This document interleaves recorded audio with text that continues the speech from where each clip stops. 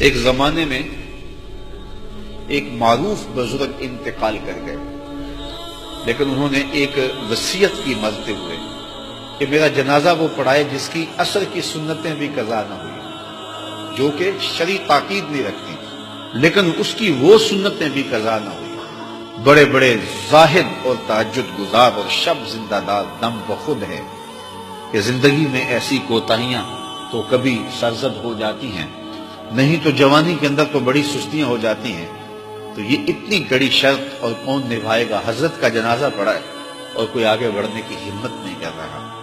جب جنازے کو دیر ہونے لگی اور لوگوں میں چیخ گوئیاں زیادہ شروع ہوئی تو سلطان شمس الدین التمش جو وقت کا حکمران ہے، آنکھوں میں آنسو ہیں تو آگے بڑھا اور مصلی پہ کھڑا ہو کے کہنے لگا مرنے والا مر گیا، ہمیں بے نقاب کر کے۔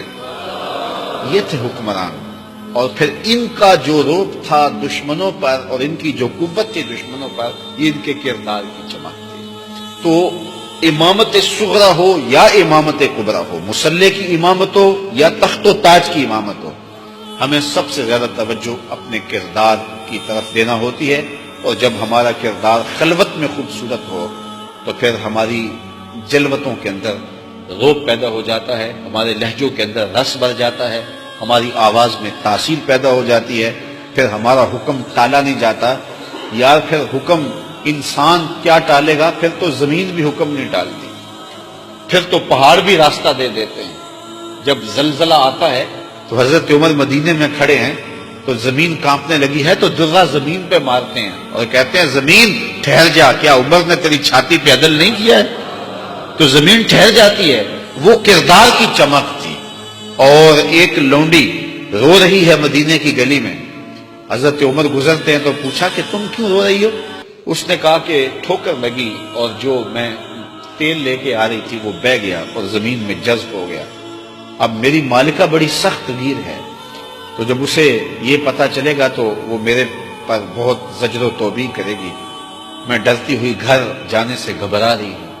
تو حضرت عمر نے درہ زمین پہ مارا اور زمین کو کہا زمین کیا عمر نے تیرے پہ عدل نہیں کیا اور تو میرے ہوتے ہوئے ایک لونڈی کا تیل جذب کر جائے؟ تو زمین نے فوراً تیل اگل دیا، کہا اس کو اپنے برتن میں ڈال لو۔ تو یہ عمر تھے رضی اللہ تعالیٰ عنہ کہ زمین بھی حکم مانتی تھی۔ اسلام ایک سادہ دین ہے اور اس نے سادگی کا درس دیا۔ زندگی بے تکلف زندگی ایک خوبصورت زندگی ہے جس میں زندگی اپنے اصل روپ کے ساتھ ہو۔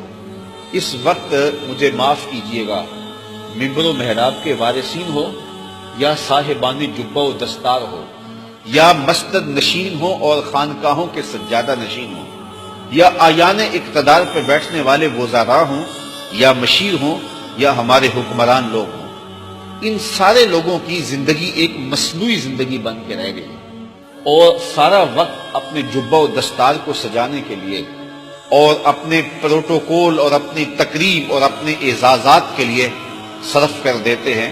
اتنی توجہ انسان اپنے اندر کو سنوارنے کے لیے اور اپنے باطن کو ستھرائی کے لیے، اس کی پاکیزگی کے لیے گزار دے تو ظاہر جو ہے وہ میلا بھی ہوگا، اندر کی چمک چھن چھن کے باہر آئے گی۔